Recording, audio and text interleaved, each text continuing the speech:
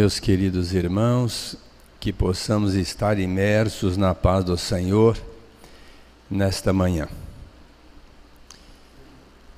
A doutrina espírita, apoiada no seu tríplice aspecto, filosófico, científico e religioso, tem a sua conotação especial no meio da nossa sociedade, que é de despertar as consciências, trazer o homem à reflexão, ao entendimento sobre as particularidades da vida, no mundo físico e no mundo espiritual, para bem aproveitarmos todo o instante, todo o momento que vivemos, para suplantarmos as nossas dificuldades, darmos um passo adiante em busca da luz, da libertação do espírito.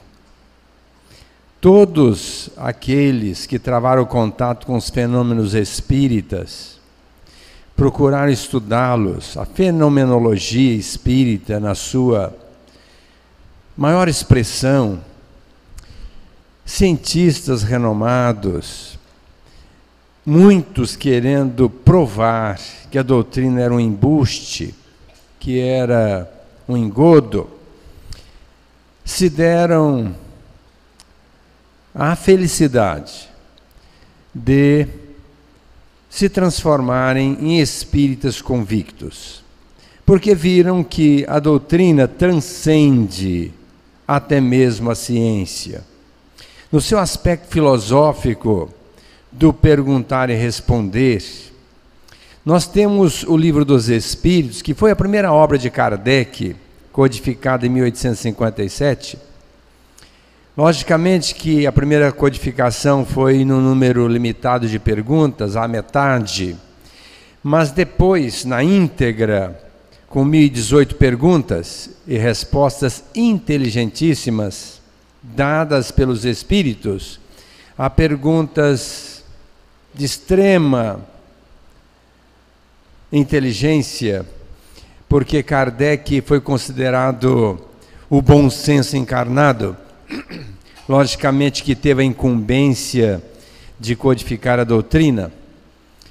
E esse livro, mediante as respostas às perguntas, tudo aquilo que nós gostaríamos de saber, é só estudar o Livro dos Espíritos. Não teremos mais ignorância, saberemos muito bem o que é que nós devemos viver, para bem aproveitarmos a atual existência aqui no seio da Terra. Já em 1861 ele codificou o Livro dos Médiuns, que é um apanhado muito grande de parapsicologia, ou mais explicitamente de mediunidade. Tudo que nós quisermos saber sobre mediunidade, para educarmos a nossa mediunidade, para desenvolvermos-la, uma vez que todos nós somos médiuns, é só estudar o Livro dos Médiuns. Um livro riquíssimo, onde tem particularidades sobre a nossa vida, de relação com o nosso psiquismo, a nos envolver com as pessoas e com o mundo, principalmente o mundo espiritual. Já em 1864, ele, entendendo que o Evangelho de Jesus era ainda muito mal entendido, tanto é que na pergunta 627 do Livro dos Espíritos, o Kardec questiona: se Jesus veio trazer a verdade, o que vocês, espíritos, vieram fazer aqui na Terra? E os amigos espirituais que compõem a Pleiade de Verdade, os amigos responderam a Kardec que eles vieram porque Jesus pregava por parábolas e alegorias. E muitas das vezes o pessoal não entendia aquilo que Jesus queria colocar. Mas eles vieram trazer a verdade de uma maneira muito clara, para desmascarar os hipócritas, confundir os orgulhosos e trazer a responsabilidade ao homem pelos seus feitos, uma vez que, entendendo a verdade, ficam responsáveis pela sua vivência. E o Evangelho tem algumas particularidades que ficaram assim mal entendidas. O Evangelho de Jesus tem 5 conotações. A primeira delas é que fala sobre a vida de Jesus. De Jesus que nasceu em Belém, rapidamente teve que ir para o Egito para escapar, para sair das pegadas de Herodes, que queria matar todas as crianças da região para eliminar Jesus, que teria a proposta de ser o rei do mundo e por certo iria destroná-lo. Jesus teve que às pressas ser levado por Maria e José ao Egito. Depois volta para Nazaré, ali não encontrando muito respaldo, porque conheciam-no, filho de um carpinteiro, de uma mulher simples, não poderia ser grande coisa. Jesus continuou sua tarefa pregando em cerca de 100 quilômetros, numa circunferência bem alargada, caminhando, vencendo o sol escaldante, pés descalços com sandálias na areia quente, para terminar a sua trajetória no Gólgota, crucificado com 2 ladrões. Logicamente que essa vida de Jesus, por mais que seja interessante, não muda em nada a nossa personalidade, não muda o nosso comportamento, não muda a nossa vibração espiritual. O Evangelho também fala dos milagres de Jesus. Jesus fez tantos milagres, aliás, ele usou de leis que nós desconhecemos, portanto ele não fez milagre nenhum. Milagre é quando nós contrariamos uma lei. Então ele usava de leis que nós desconhecemos, e como as pessoas não conheciam as leis usadas por Jesus, diziam que eram milagres, como até hoje ainda dizemos. Não conhecemos os atributos do Cristo, tudo aquilo que ele pode fazer, como ele pode fazer, e por isso ainda dizemos, Jesus fez milagres, como devolver a vida a Lázaro, já considerado morto, 3 dias, já em estado de putrefação, foi trazido à vida por Jesus, um verdadeiro milagre. Quando ele ainda não estava aberto para o seu messianato, a sua mãe o convida para fazer alguma coisa numa festa familiar, onde o vinho havia acabado, e ele transforma a água em vinho a pedido da mãe, um vinho especialíssimo, a ponto de assustar o mordomo, que disse que vinho bom se serve no começo, não no fim. Tendo acabado o vinho, ele serviu um vinho especialíssimo, o que não era propriedade da época e nem hoje. Depois Jesus devolve a vida à filha da viúva de uma cidade chamada Naim. A filha de Jairo, considerada também morta, Jesus lhe devolve a vida.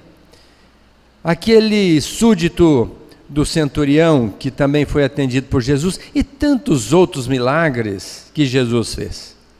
Mas o que isso acrescentaria para nós nos modificarmos? Nada também. Jesus previa o que haveria de acontecer. Está no Evangelho, as previsões. Diz que morreria na sexta-feira e ressuscitaria no domingo. Disse também que não ficaria pedra sobre pedra, futuramente Jerusalém seria colocada abaixo, como aconteceu por um ditador chamado Ciro. Disse também que em épocas futuras viria o Consolador para restaurar todas as coisas, para revelar muitas coisas que ele não poderia revelar à época, para recordar aquilo que ele havia dito até então. Logicamente, um Consolador que veio 2000 anos depois, Jesus já havia predito isso, como tantas outras previsões. Mas o que isso iria contribuir para a nossa transformação? Também nada. Ele disse outras coisas que foram usadas para os dogmas de algumas igrejas, como por exemplo, quando ele pega um pedaço de pão e um copo de vinho, ele disse assim: coma do meu corpo e beba do meu sangue. O que não deixou de ser uma verdade, porque o corpo perispirítico do Cristo, segundo um livro chamado Jesus perante a Cristandade, de Bittencourt Sampaio, o perispírito de Jesus foi tirado da flor da uva e da flor do trigo, para que ele pudesse reencarnar aqui junto de nós. Então, aquele pedaço de pão era o seu corpo, aquele copo de vinho era o seu sangue, porque estava ali o vinho e o trigo, ou seja, o vinho e o pão extraídos da uva e do trigo, que seriam os elementos da flor, desses elementos, de onde ele tirou o seu perispírito. Mas evidentemente que ele quis dizer, simbolicamente, para nós vivermos o seu corpo doutrinário, e não comer o seu corpo, porque não tem nada a ver, mas é absorver toda a sua vida, toda a sua proposta, todo o seu corpo doutrinário, para que pudéssemos nos libertar das mazelas da nossa alma. E isso foi usado na igreja, como hoje, numa igreja católica, ainda se faz a comunhão, ainda o sacerdote toma o copo de vinho, simbolizando aquilo que Jesus teria feito. O batismo, quando ele foi batizado por João, logicamente que até hoje a igreja adota esse batismo, colocando um óleo na testa e um salzinho na boca. Muito embora a gente entenda que isto não significa nada, porque o verdadeiro batismo, como disse Jesus, é o de fogo.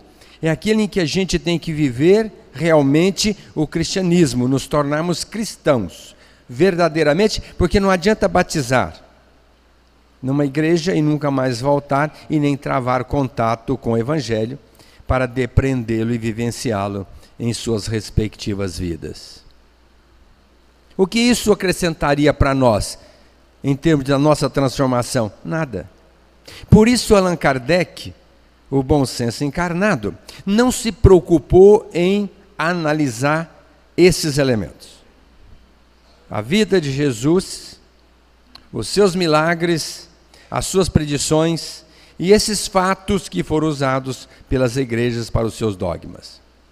Kardec foi analisar o que Jesus trouxe para nós de informação para que nós pudéssemos colocar na nossa vida de relação e sofrermos uma transformação moral, que é esta proposta de Jesus.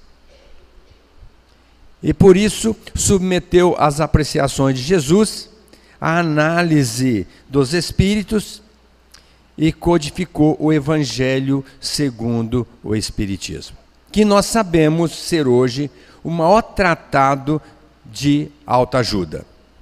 Muitas pessoas estão lendo livros caríssimos, complexos, procurando se ajudar, se equilibrar psíquica, emocional, espiritualmente. Quando a gente sabe que o melhor livro e o mais barato que existe chama-se Evangelho segundo o Espiritismo. Por que segundo o Espiritismo? Porque Kardec, após as colocações de Jesus, faz uma análise e depois os espíritos, pelos médiuns que ajudaram Kardec na codificação, faz um apanhado sobre aquilo que Jesus queria colocar. E quando Jesus disse, eu vim para que tenhais vida e vida em abundância, exatamente isto que eu estou tentando colocar aqui. Quem quiser ter uma vida plena, tem que estudar, vivenciar o Evangelho de Jesus. Mas para que a gente possa conhecer alguma coisa, nós temos que estudar, e bastante. Um dia um professor de propedêutica disse para mim, Aguinaldo, estude bastante porque você só vai procurar nos seus pacientes a doença que você conhecer. Mais do que óbvio e lógico. Então, como é que nós podemos viver uma doutrina se nós não a conhecemos? Que é essa doutrina do Cristo. Então, nós temos que estudar o Evangelho. Eu tenho o Evangelho em cima da mesa do consultório. Quando sai um paciente, cerca de 2 minutos, para adentrar o outro, eu abro o Evangelho e leio um pedaço. Como leio também o Livro dos Espíritos. Porque é uma maneira que eu tenho de estar aproveitando o tempo. Porque tem muitas pessoas que têm muito tempo e não estudam as obras espíritas. E todas elas voltadas para o esclarecimento de nossas mentes. Para fazer com que nós possamos refletir, mudar o nosso comportamento. O Evangelho tem 28 capítulos. O último, o 28º, é voltado para as preces, as orações, que são muito importantes na nossa vida. Como é importante nós orarmos. E tem pessoas que não oram. Eu estava essa semana passada na Beneficência e uma moça depressiva me procurou e disse: Aguinaldo, o que eu faço para vencer a depressão? Eu disse: mas eu vou lhe dar uma receita cabal, para você não melhorar, para você ficar curada. Primeira coisa, você tem que agradecer a Deus por tudo que você tem. Não reclame de mais nada, só agradeça porque você é agraciada pela misericórdia de Deus. A segunda coisa, você tem que fazer exercício físico para liberar a beta-endorfina, para você estar bem humorada, para você estar dinamizada por essa substância que é liberada pela musculação. Em terceiro lugar, você faça todo o bem que você puder. E acrescendo a estas 3 colocações, eu diria, ore bastante. Porque tem um aforismo que diz assim: ore como se tudo dependesse de Deus, mas trabalhe como se tudo dependesse de você. Então, ore. Peça ao seu anjo da guarda que lhe inspire para que você possa encontrar força para seguir esses 3 postulados, essas 3 recomendações e ficar curada definitivamente.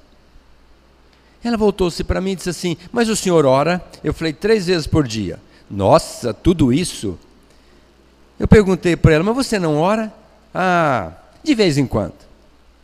Falei: pois então, a oração é a segunda força do universo. A primeira é do amor, a segunda é da oração. Então nós temos que orar bastante para estar numa sintonia, porque muitas das vezes o nosso anjo da guarda quer nos trazer informações. Está com uma vontade imensa de nos intuir, de dizer para nós mentalmente o que é que nós deveríamos fazer. Mas nós estamos totalmente fora da faixa vibratória. Nós estamos preocupados com outras coisas, às vezes até enraivecidos, numa faixa vibratória muito baixa. E eles não conseguem acessar o nosso superconsciente. Então é fundamental que oremos.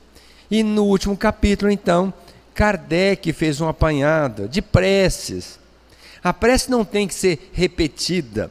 O Pai Nosso que Jesus nos ensinou, ótimo.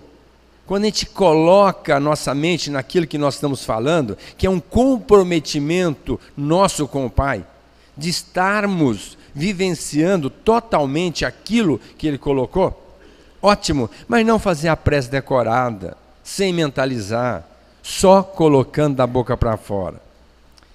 E ele, Kardec, junto com os Espíritos, nos trouxe tantos subsídios de como nós deveríamos orar, dando alguns modelos, logicamente só para nos custodiar, mas não trazendo uma prece que tem que ser daquela forma. Logicamente, o importante é o sentimento, e as nossas palavras podem muito bem retratar esse sentimento. No penúltimo capítulo, 27º, ele colocou: pedi, obtereis, dando ênfase que nós podemos pedir sim, e vamos conseguir.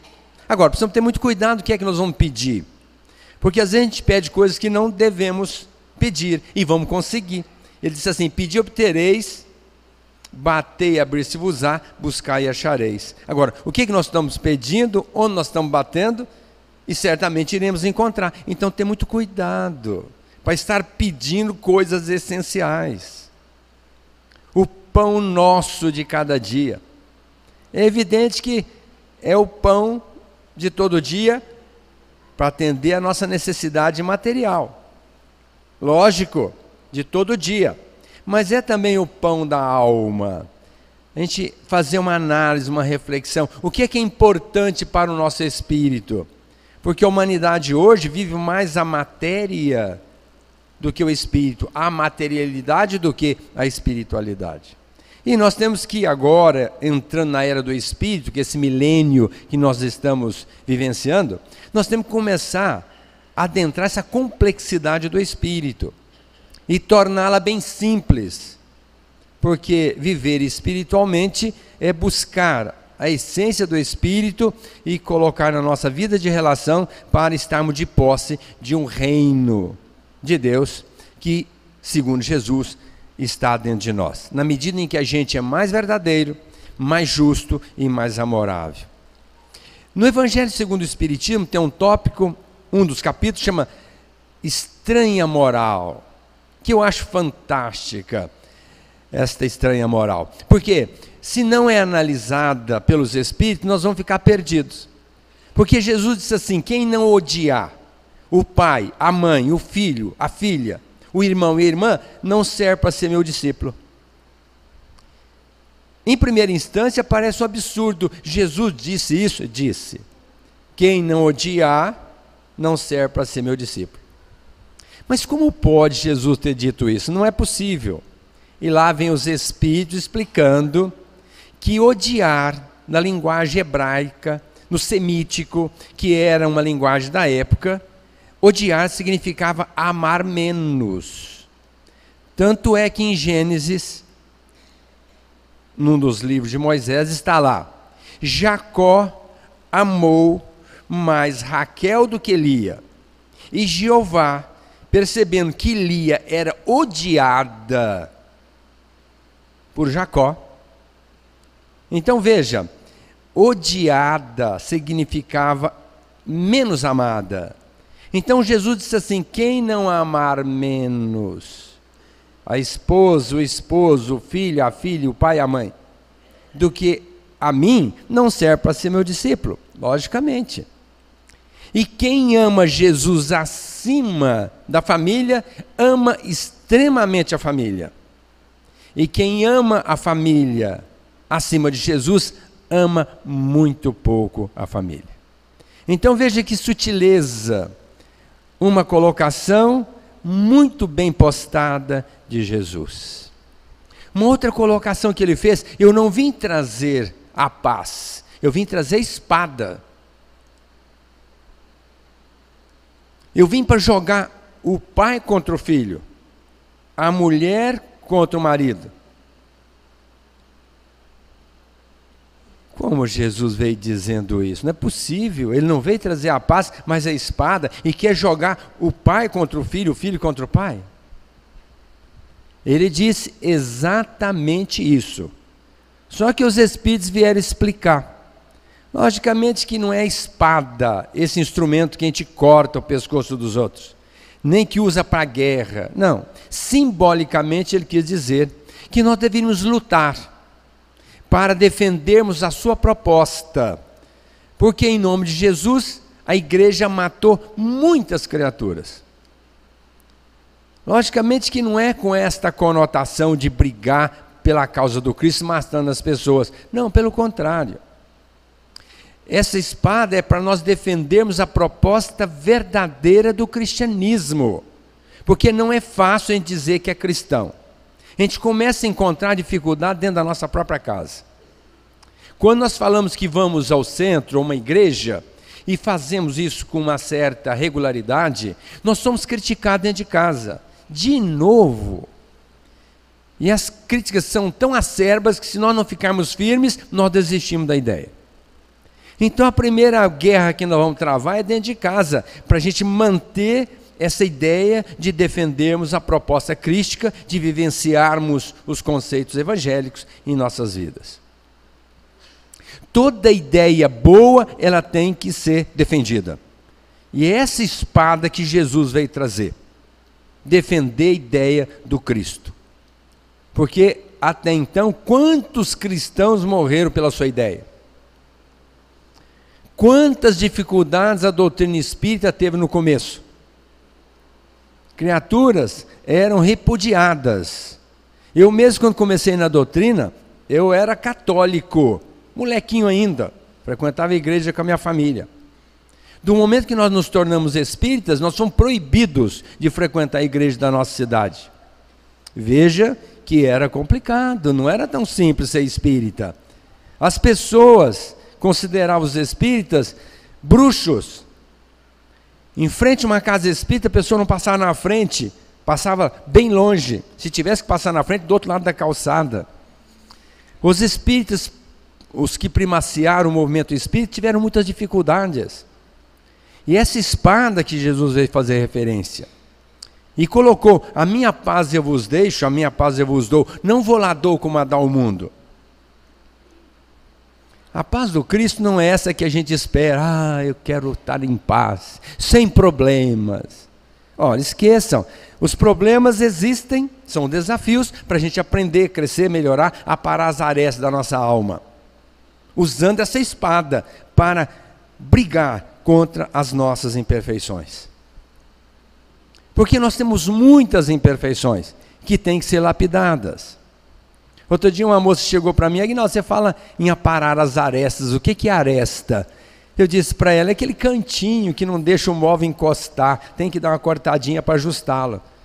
Então, aparar as arestas da nossa alma é acabar com aquelas espículas que nos coloca contundindo com as criaturas. Por exemplo, o orgulho. Como nós temos que aparar essa aresta do orgulho? Porque as pessoas são muito orgulhosas, se orgulham de ser espíritas. Os outros se orgulham de ser católicos, evangélicos. Olha, tudo bem, nós somos espíritas, ótimo, vamos nos alegrar, mas não nos acharmos superiores a ninguém, mesmo porque não somos. Como ser católico e evangélico também não é superior a ninguém. Outros se orgulham de ser doutores, quando a bem da verdade, às vezes aquele título é razão da nossa queda. Quantos profissionais que são extremamente orgulhosos e que vão ter que matematicamente reencarnar lá na favela de uma situação às vezes muito limitada para aprender a humildade. Então hoje nós temos que procurar trabalhar isso. Outro dia, fui numa festa e um amigo, até não convivo muito com ele, mas estavam na festa, e ele estava de manga de camisa, numa festa que teria que estar a caráter, paletó e gravata. E um amigo em comum disse para ele: fulano, você não acha que você deveria estar aqui de paletó e gravata? E ele virou-se para o amigo e bateu no bolso e disse assim: quem manda é o checão que está aqui no bolso. Passaram-se alguns dias, o filho teve um acidente, teve quase desencarnando e ficou sequelado. Eu fico pensando, o orgulho de achar que é bam. Quando a bem da verdade, o que nós temos? Um espírito a ser trabalhado e que vamos levar para a eternidade. O resto fica tudo. Título fica, dinheiro fica, saúde fica, tudo fica aqui. Até os laços de família se rompem. Tem gente que se orgulha de ser da família fulana de tal. Olha, menos.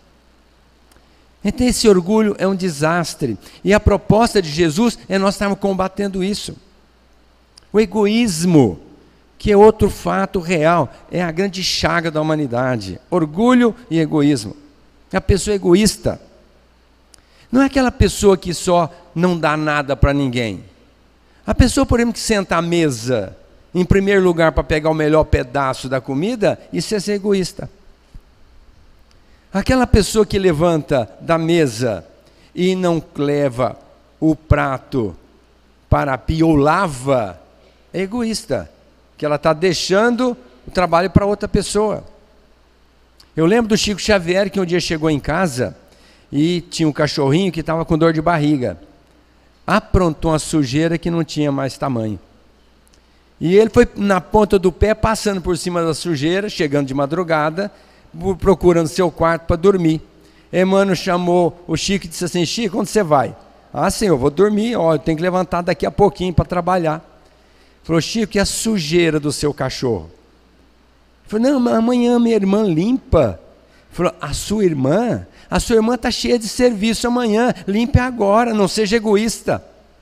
Aí o Chico acabou a noite limpando a sujeira, nem dormiu e foi para o trabalho. A gente não pensa nos outros.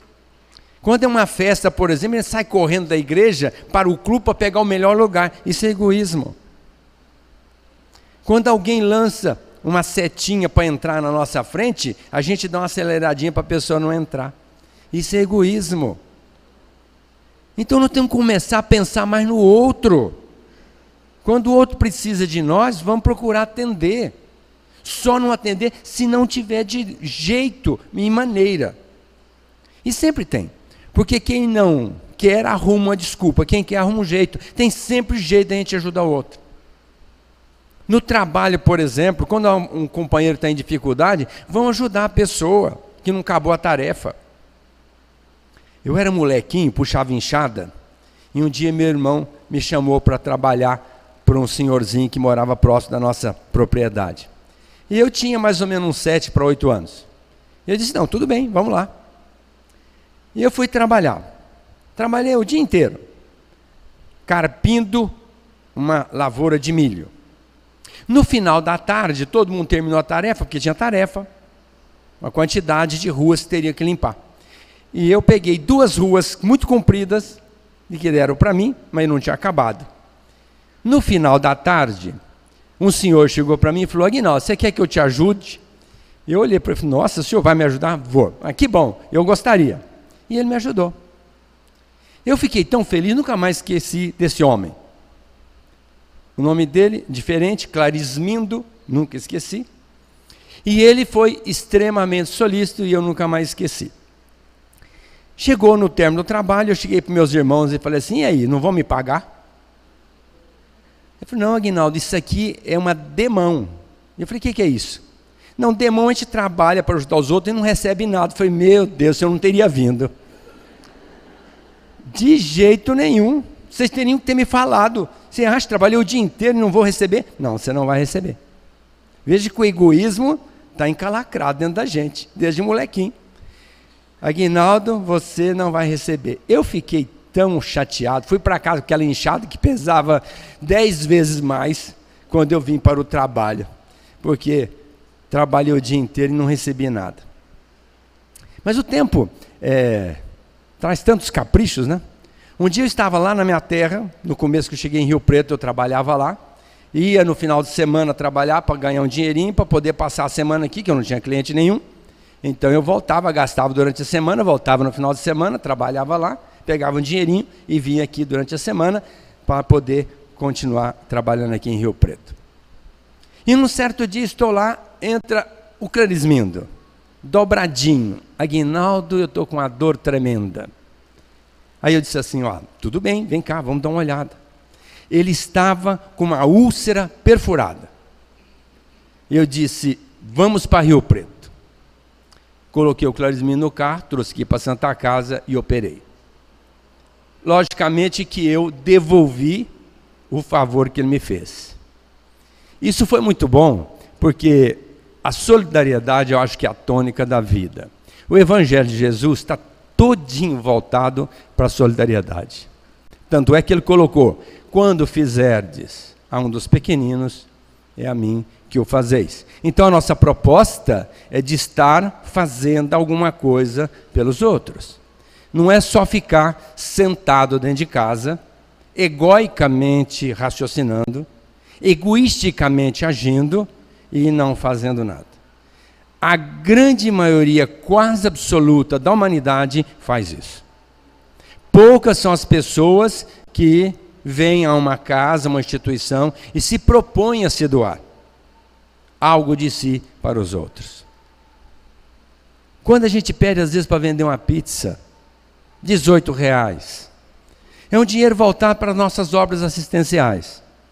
Às vezes a pessoa é capaz de gastar R$500 para comprar uma calça, uma camisa, um vestido, e não é capaz de dar R$18 para uma pizza. E quando a casa precisa, da participação de todos. É uma maneira da gente estar participando. Mas a criatura não entende assim. Acha difícil doar R$18. Mas não acha nada difícil comprar um objeto que às vezes nem precisa num alto valor. Isso é egoísmo.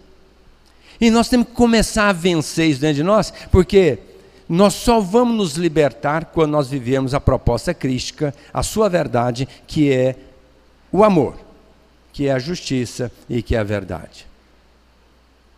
O Evangelho de Jesus está lá nessa estranha moral, falando, quando ele disse, quando a pessoa não abandonar o pai, a mãe, a mulher, o marido, não é digna de mim. Jesus falou isso, tem que abandonar a família, disse. Lá vem os Espíritos explicar. Quando a gente vai para uma guerra, a gente não abandona a família, por amor à pátria, e há alguma censura nisso? Não. Quando nós nos casamos, nós não abandonamos a família e vamos constituir uma outra família por amor àquela família que nós constituímos? Sim. Há algum mal nisso? Não.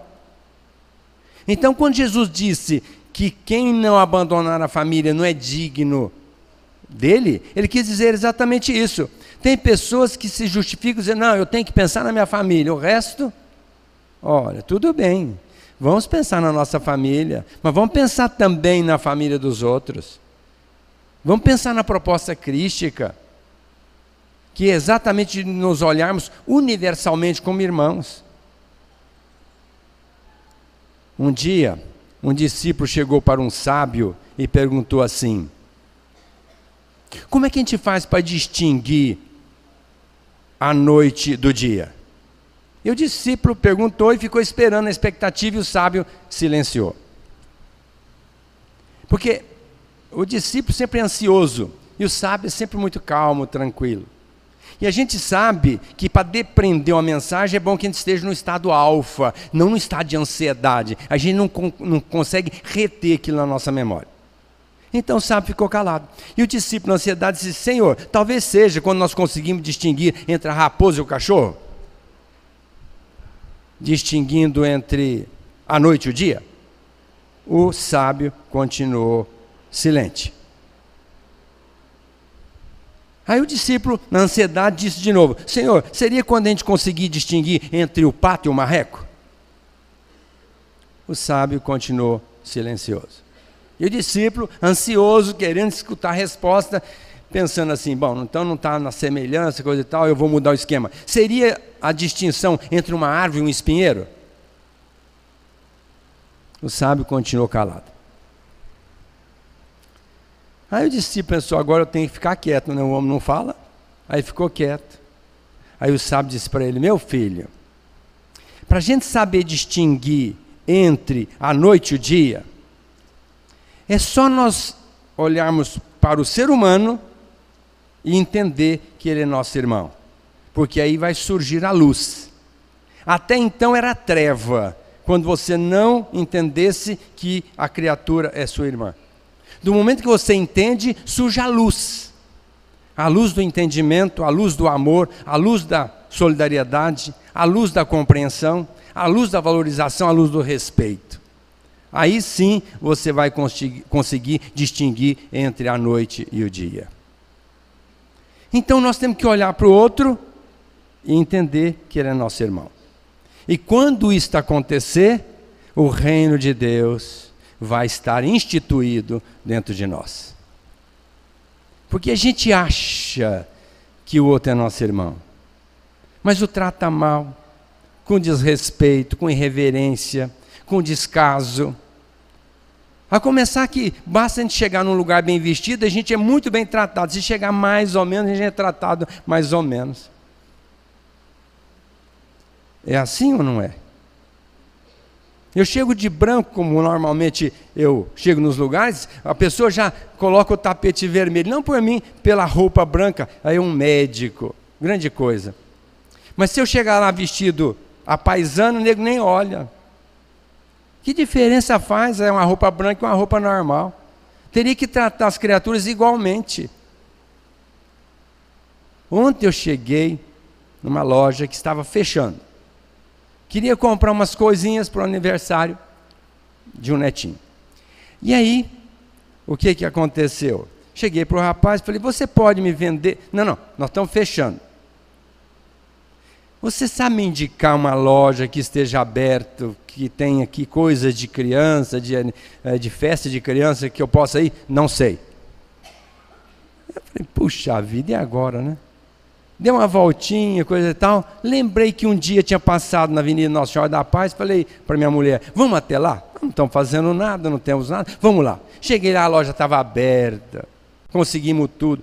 E eu fiquei me questionando, será que aquele moço que estava fechando a loja, ou era dono, ou era o gerente, não sabia que tinha essa outra loja que ficava aberta a tarde inteira?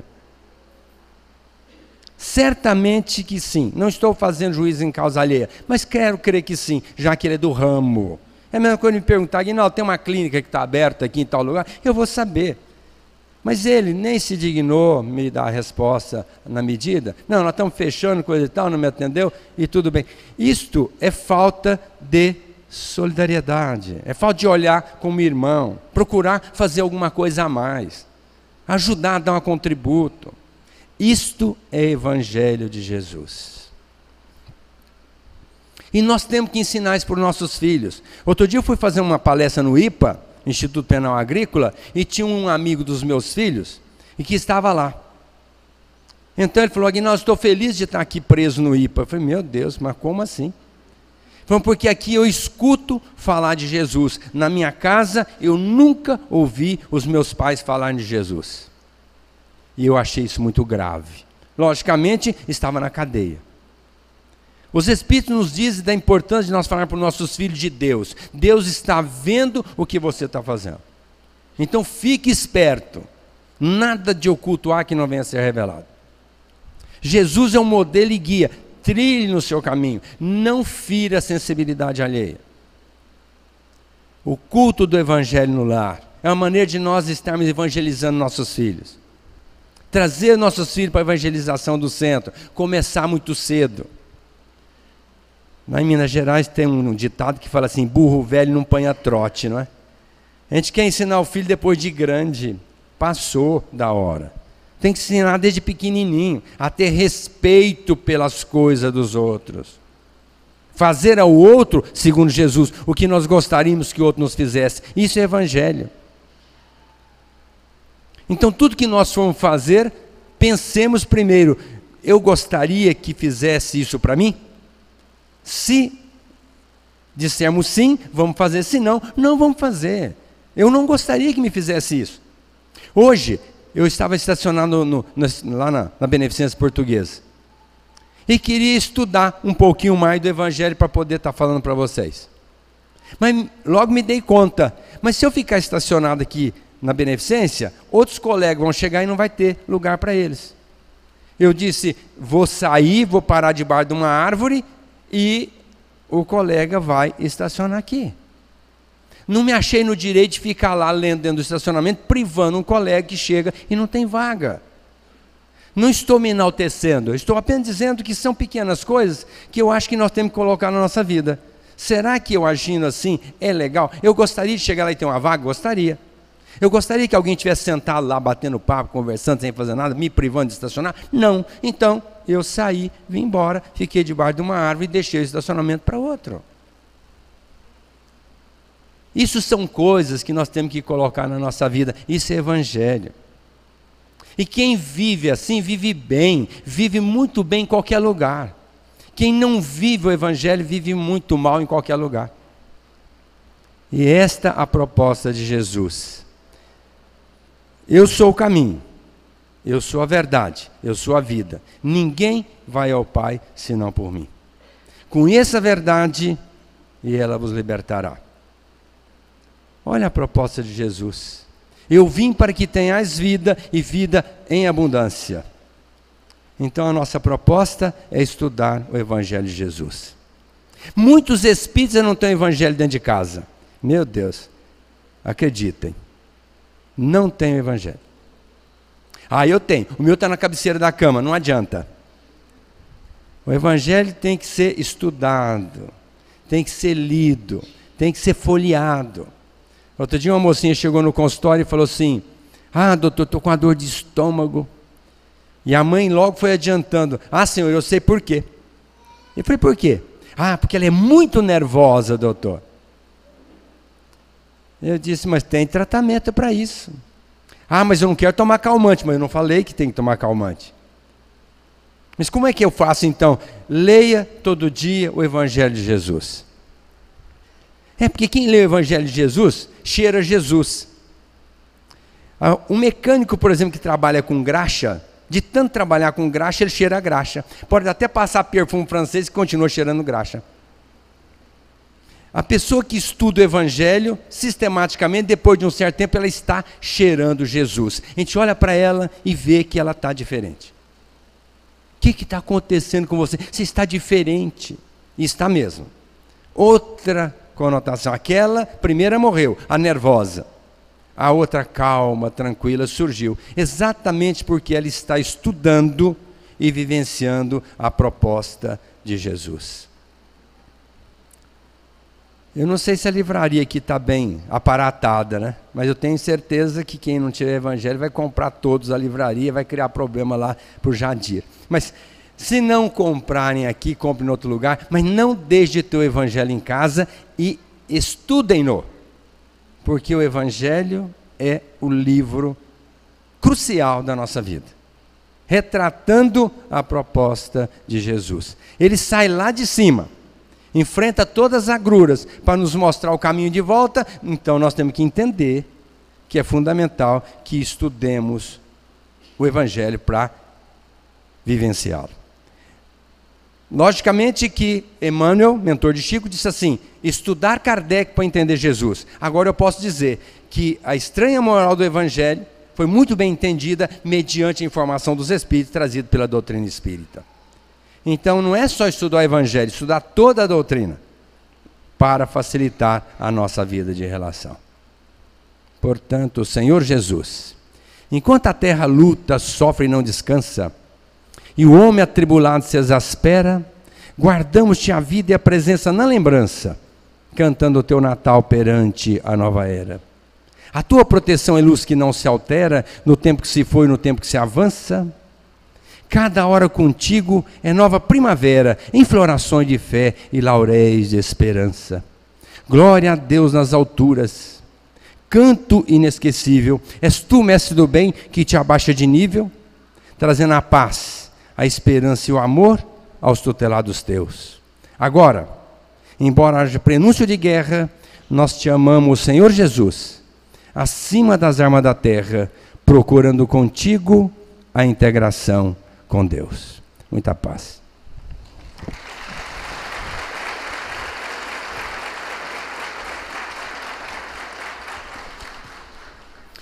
Quero lembrar que o nosso Ricardo vai estar lá fora com os cartazes do Divaldo. Por favor, passem lá, ajudem a divulgar esse evento maravilhoso, a vinda do